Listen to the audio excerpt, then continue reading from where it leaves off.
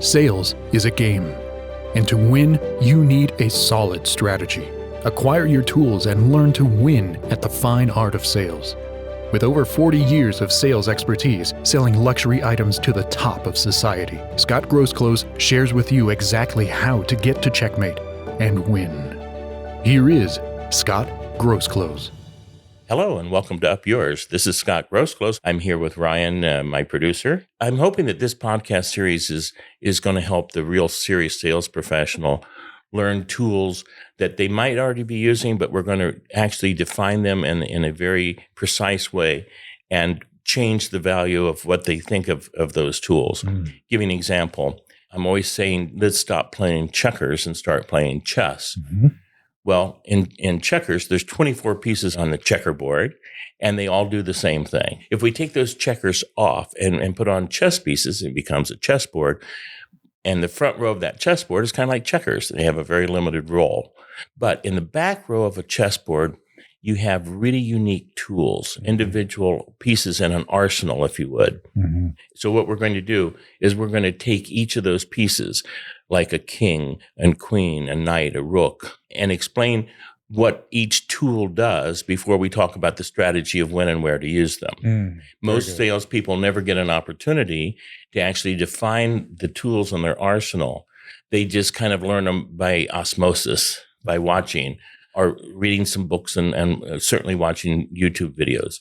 But for me, I found it's very successful, especially in high-end sales, to sit and describe each tool in depth so that they get an understanding of all the parameters of what it can do. Sure. It would be like in the military. You have to know what an M16 does. You have to know what a fighter jet does. Mm-hmm. And then when you look at your reconnaissance, you virtually can decide which tool you're going to use and in which combination.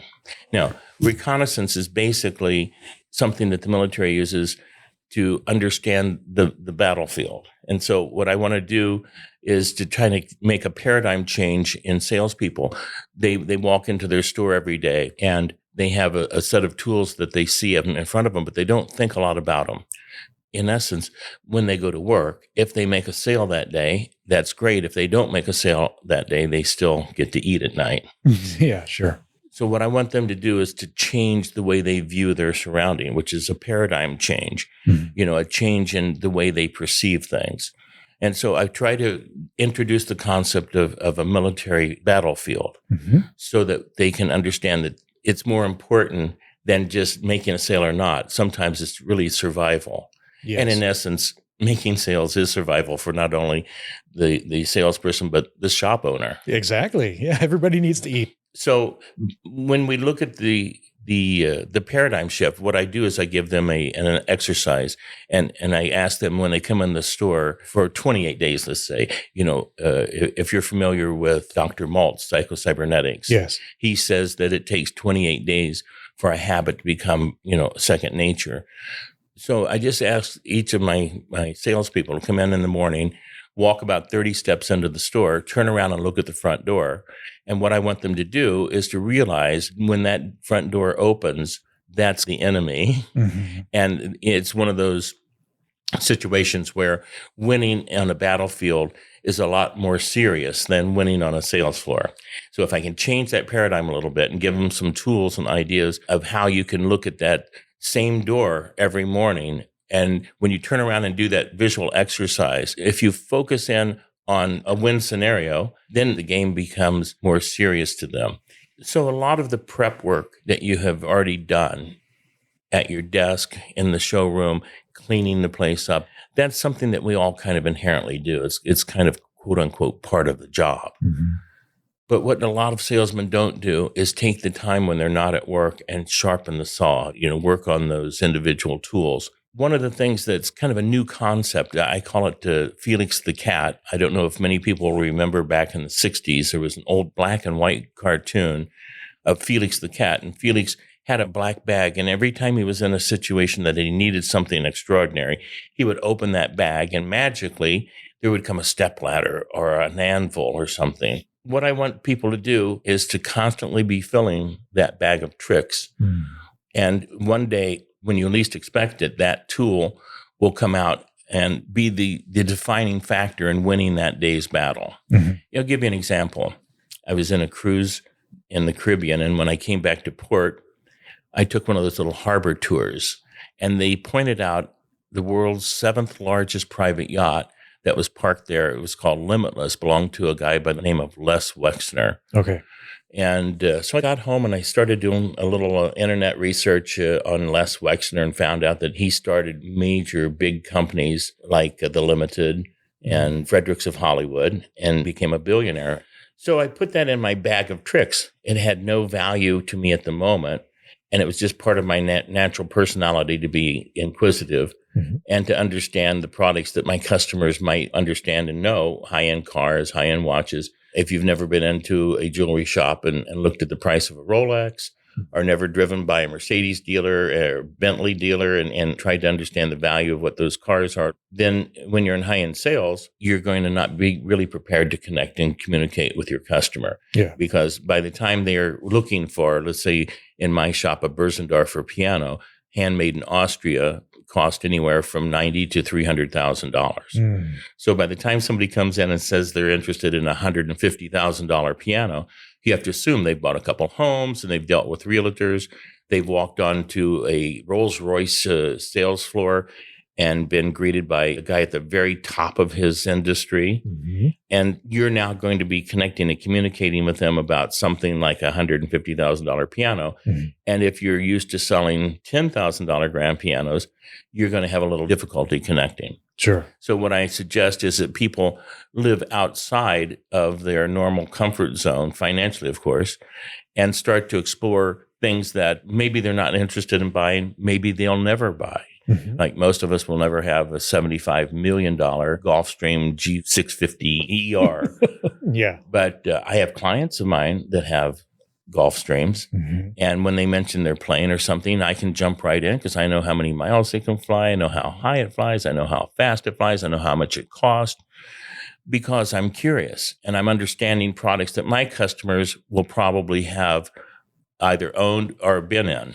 And you've taken that curiosity, gotten facts about these things that you don't have direct experience, but you put them in your bag. Exactly. That goes into the little magic bag. So I had a client on my Green Valley floor, and I was at my West Sahara store, and my salesman called me and TO'd on the phone and said he had this lady who had put a $500 deposit down on a Steinway piano at a competitor. But she liked the looks of a very unique piano called Zeiler, hand-built piano from Germany, quite expensive, $70,000. And so I got on the phone and I asked her if I could come out with my salesman the next day and do a sound analysis of her room out at Lake Las Vegas, a very high-end community. And she agreed. So we got in the car the next day and we're driving out to Lake Las Vegas. And the salesman, Don, says to me, "So what are you going to say?" And I said, "I have no idea what I'm going to say." And he said, "Really?" And I said, "Yeah, really." We're driving through the guard gates and Don's kind of nervous because I've told him I have no idea what I'm going to say.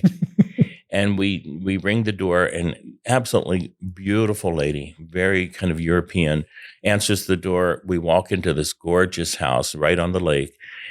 And one of the first qualifying questions I always ask, hopefully so comfortable that they don't feel me probing, but it's kind of, "Oh, what kind of work do you do?" And she says, "I'm vice president of Fredericks of Hollywood." My next statement is, "Oh, have you ever been on Limitless?"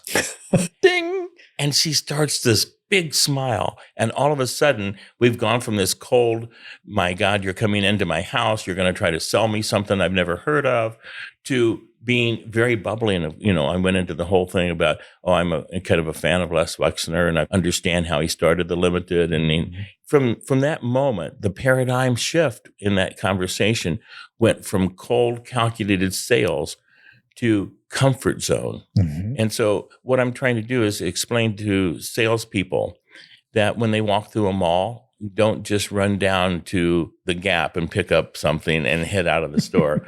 Try to take the time to look at, understand, and involve yourself in some maybe fantasy way even of what people in that strata consider everyday stuff. Sure. And that connection is all part of making a relationship work outside of the sale, because that's the best way to get people is to gain their confidence. Now, you do have to have product knowledge, and you have to have a good product, and you do have to provide them a reasonable price. But at the end of the day, a whole big part of that equation is that personal relationship. Absolutely. Because you're not going to sell anything to someone who you don't have a relationship with. Exactly. Well, let's go back to the military strategy part, because that's going to tie all of these podcasts together, all of these individual arsenal lessons, pieces of equipment. We talk about reconnaissance a little earlier, and I want to kind of describe what reconnaissance really is. Yes. Have you ever watched one of those war movies, let's say Top Gun even? And the fighters take off in the jet and they come back and they land on the aircraft carrier. What's the first thing they do when they get out of their jet? They debrief. They debrief. They get into a room and all of them talk about what they saw, what they did. They discuss things that they did right. They talk about things they did wrong. And that helps prepare them for a battle plan the next day. And I think one of the big things about salespeople is they don't take time to debrief when they finish a sale. Now, win, lose, or draw, there's still that time to debrief. I was just doing some sales training with a high-end salesman over here at one of the timeshares here in Las Vegas. And he's already a $125,000 a year guy, and we're trying to move that up. And I said, when you finish one of your sales, go get an ice cream cone, a coffee, even if you have to go sit in the bathroom and debrief a bit and understand for yourself, even if it's just in your own head. You don't have to write this down, but debrief about what you just did. And if you start to think of that military strategy of win or lose being more significant than just not making a sale, that debriefing becomes more important, because it helps you the next time you get into that situation to have a head start. And I just think people are so quick to write a sale and then go get a cup of coffee or something and celebrate and call somebody and text somebody, oh, I just sold, this or that. And they don't really take the time to sit and debrief and benefit from what just happened. Sure. You have a personal understanding of the whole experience. Whether you made the sale or you didn't, you find what went right, find out what went wrong. And it doesn't necessarily have to be a conversation with someone. It's an internal conversation if it has to be, about just understanding what it is and what you could do better next time. Right. Sometimes there's a sales manager that will see things you're doing right or wrong, but you are your own best teacher. Yeah. But you have to call class into session. You have to take that moment and be serious enough to really sit and evaluate what just happened. So we're talking about these chess pieces, each one having a different set of moves. Felix the Cat is this bag that you carry with you every place you go, socially, business-wise, vacation, and you never know what piece of information that you pick up and put in that bag that at some point in the future could make you a lot of money. On that particular sale, we sold a $70,000 German piano, and the salesperson got a 10% commission. That's $7,000. Beautiful. And of course, my company made twice that, maybe a little more. What was a piece of information that was obviously, at the time, was valueless, had no value. I would normally have come home from that cruise vacation and went on the internet and done a lot of other things. But that particular night, I took the time to sit and type in this gentleman's name and research and read the little bio and put it away. Never thought I'd use it again. But that piece of information made me about $30,000.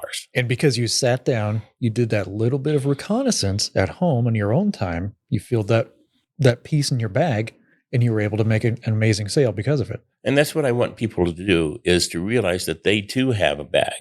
And they're filling it whether they think about it or not. Yes. Every day we put things in that bag through experience. If you're driving down the road and there's a speed trap on a certain part of the highway, the next day you're going to make sure and do the speed limit on that part of the highway. You're already doing that. But if we take that tool of that magic bag and focus on it, now we can decide more deliberately what we want to put in it. And my suggestion is that you think about what industry you're in, your client base, and you try to put things in that bag that you know will be something similar to what you'll need to make that connection in the future. Yeah. Now, some of that reconnaissance that I'm talking about is done immediately when you meet the customer, and sometimes it's done before, and sometimes it's done after if you haven't made the sale. In the case of the timeshare salesman, he would actually meet the clients like on a Monday and set up an appointment to give them a tour of the suites that they're selling over there on like a Wednesday. And normally he would take their name and phone number and set this appointment up. And then he would be there prepared as he thought he would be prepared, looking good, cleaned up, rested, and ready to do his thing. But what I'm suggesting is that he pack that bag a little bit before he gets there. So here's some things that you would do. You could take the time after you make that initial conversation to look up their Facebook page or their LinkedIn, or just do a Google search. I did that to his boss to get the gig. I cold called, made an appointment. Now, this is a very busy organization. They have 90 salespeople. Wow. Yeah, it's huge. 28 of those salespeople do re-ups. That's people that already have bought a week or two of timeshare. And these are expensive timeshares. It's $125,000 for a week in one of their nice resorts. So you can imagine upselling from there. 2 or 3 weeks or premium weeks are worth more. So the salesmen are working on sliding scale.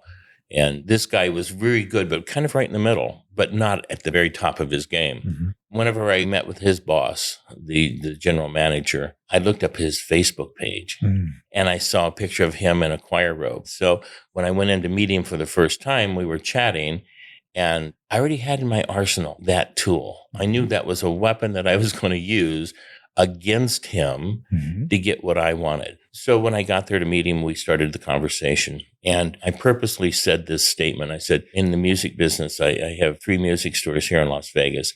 And we have 70 teachers that teach around 7,000 lessons a month in 40 studios. I said, we teach trumpet, trombone, and saxophone, drums, clarinet.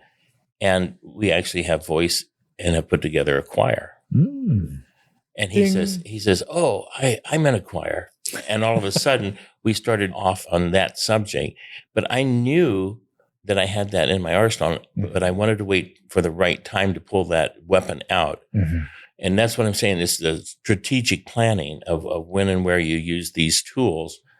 And of course, the whole thing is predicated on reconnaissance. Yes. So if people can start to change the paradigm of how they think about what they do, start thinking of it more as a military strategy, then all of these pieces will start to fall into place.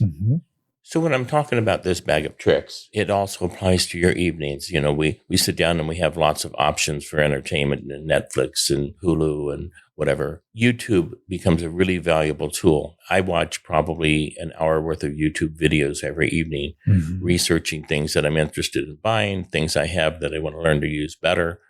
YouTube educational videos are incredible. Absolutely. And it's free. It's absolutely free. So when you sit down at night and you're flipping through your choices, using this concept of reconnaissance, think about the last couple customers you've had, or a couple that you didn't close, or a couple of customers in the future that you think you will be meeting, maybe have appointments for, and start using that concept of Felix the Cat's, his magic bag, and start stuffing things in there. I was teaching a real estate agent about 2 months ago, and same thing occurred.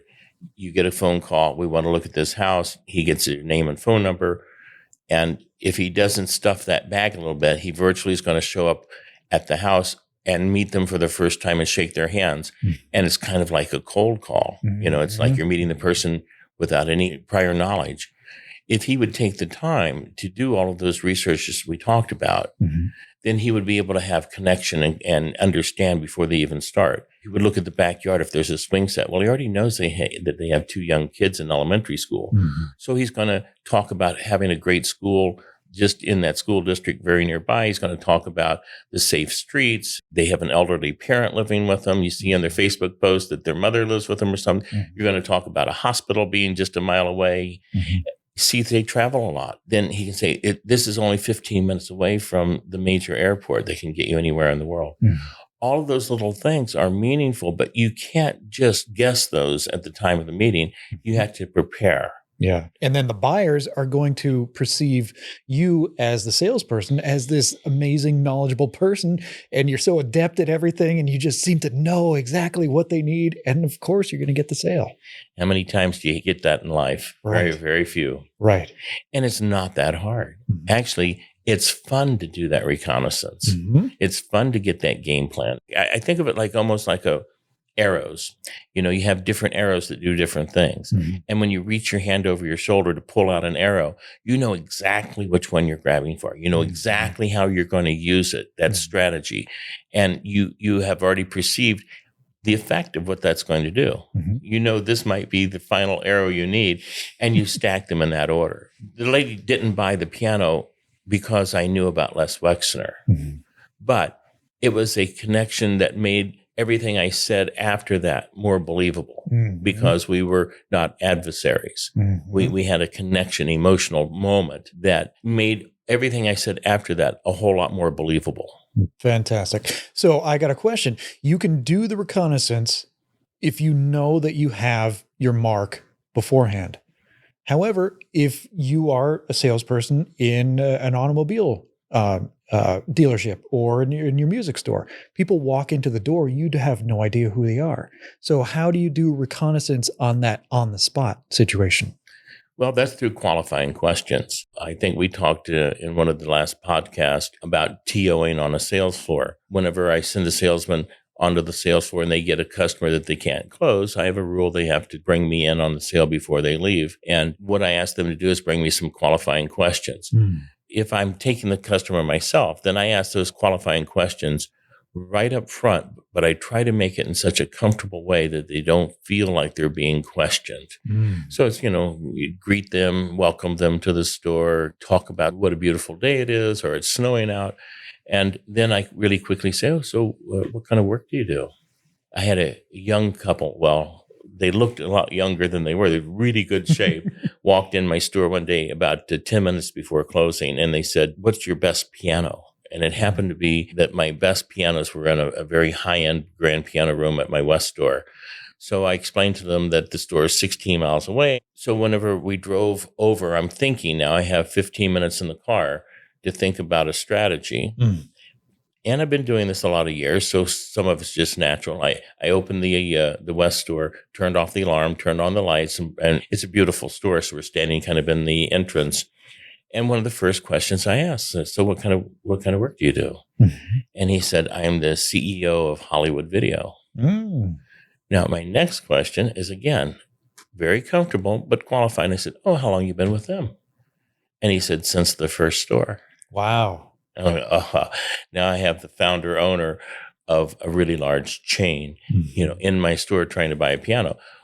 Well, that cuts out about 80% of my inventory that I don't have to go walking through, and it answers a lot of questions for me. Now, I want to get into a relationship really quickly with him, so I asked him to talk about his favorite subject, himself. And I said, I have 3 stores, and I feel like I need to have a CFO. It just seems like, all the financial things are starting to get on top of me.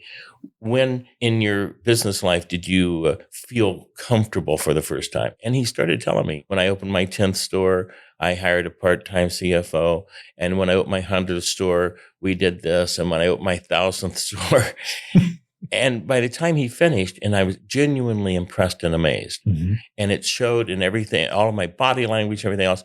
By the time he finished that little bit about himself, I just had to turn around and walk in the high-end room and say, look at this particular piece. This is a gorgeous piano. It's handmade in Germany. And they ended up buying a piano from Germany, Schimmel.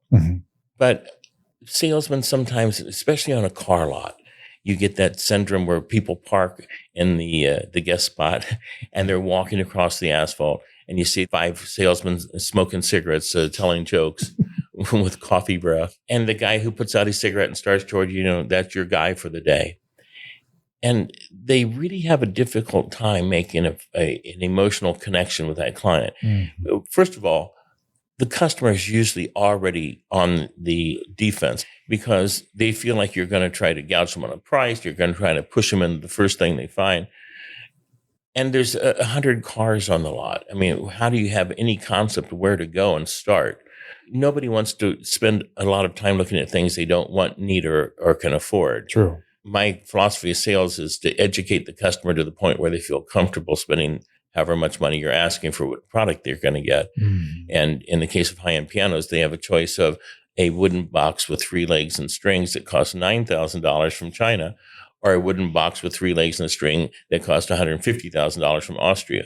There's a bit of education that has to go on there. But going back to the bag of tricks, all I can suggest is that every day in every way, be aware that you're carrying this bag around.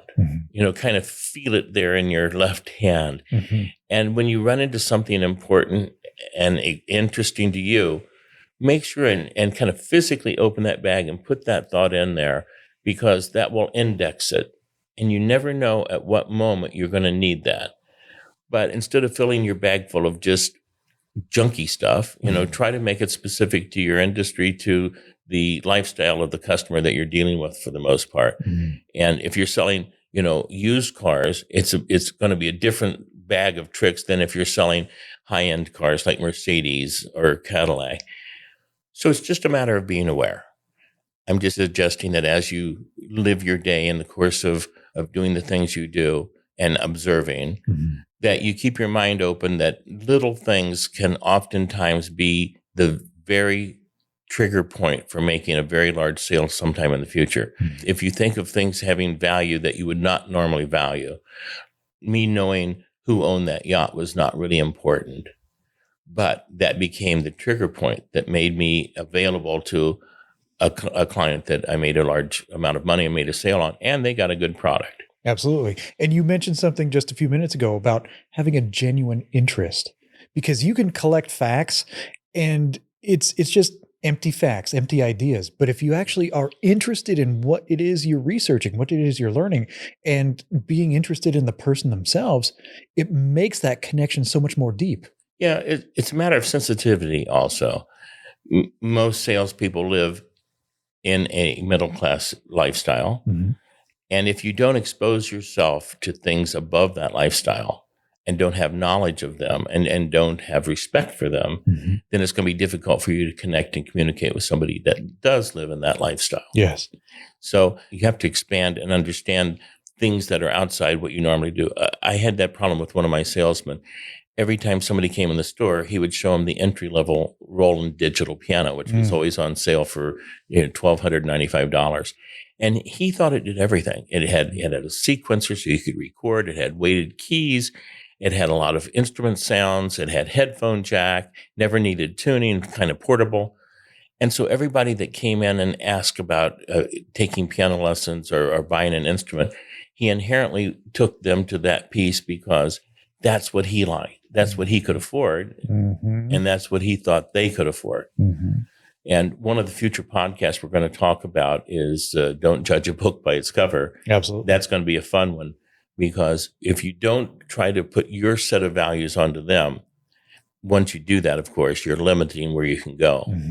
You leave all of that open. I used to do something called top-down selling, where when somebody came in and asked them to understand and try to get information on buying a piano, I would take him over to one of my $50,000, $60,000 European pianos and sit and hit a low note, a low C, and let him listen to that beautiful tone, the 22-second decay of that 180-year-old Bavarian spruce that just sings. And then whenever I wanted to take them over to our sale piano that was in the newspaper for $69.95, and you hit that same low C, it's a thud. You've educated them of why there's a difference in cost, the materials and the craftsmanship and the scale designs. Then you can meet in the middle. They're not going to be satisfied with the very low end thing. They're probably not going to be able to buy the very high end thing, but you at least have elevated them to the point where they will consider spending a little bit more to get something better. One last example before we're out of time here. Somebody comes in and says, my 10-year-old son wants to learn to play guitar, and I see you have one in the newspaper for $69.95 with a case, a strap, and a pick. Well, I do, and that is a guitar that's probably made in China or wherever. And if you pick that instrument up, you will notice that the frets haven't been shaved, and it has kind of cheap strings. and the moisture content in the wood is probably not low enough, certainly here in Las Vegas Valley where there's low humidity. So the neck's going to warp, the tuning pegs won't hold, it hurts their fingers and they get calluses, and it's never going to sound good. So how would you like to learn on something like that? No matter how hard they practice that week and try, they come into their lesson and they still aren't able to make it sound good after 6 weeks. So they think that it's good that they only spent $69 to find out their kid's not going to do well. Right. And they feel smart for that purchase. My theory is, let's move up. We don't have to go to a Gibson Hummingbird or Dove, $5,000, but you move them up a little bit into, let's say, $149 or $229 guitar that is easier to play and sounds better and more stable. Then that kid has a real shot. But what they're really in the store for that day is not to buy a guitar. They're in the store to try to buy music education for their child, a lifetime love of making and listening to and understanding music. If you are the salesman that day and you take that customer and you listen to what they ask for and take them to that and sell them that, you've done them a disservice because you haven't sold them what they actually needed.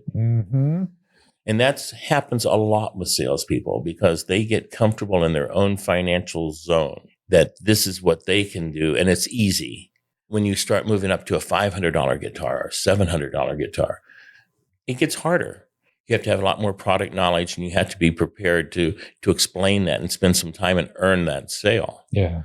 But at the end of the day, usually whenever I sell a better instrument to somebody, just the fact that they've had to spend more to get it makes them more dedicated to use it. It's not a throwaway. So this is our bag of tricks. These are the things that we put into Felix's little magic bag that we pull out at the right time and right moment, and it will make you money.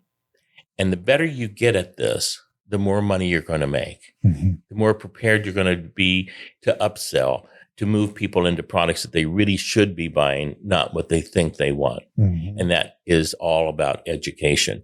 And that bag of tricks will give you the tools you need to personalize that education. So you're not preaching to them with facts and figures, but you're telling them stories and real live pieces of information that help them make the proper decision. Yeah. And the bag is limitless.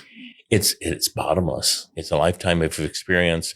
But that bag gets fuller of richer and more valuable tools if you are aware it's there and you force yourself to think about every time you put something in there, kind of index it in your mind so it can be easily recalled and pulled out at the right time. If you master that bag, you're well on your way. So next time we're going to talk about another concept of don't judge a book by its cover. The last part of this podcast is going to be strategy. That's going to be when and where to use them. At what point in the sales presentation do you pull this out or do you do this structure? And that's the most fun part of what this is all about. That's where we get to use our creative juices and really become unique in the way we do our sales. Wonderful. Wonderful. Looking forward to it. Thank you, Scott. All right. See you next time. Thanks for listening today. Tune in next time for more strategies and success. Until then, up yours.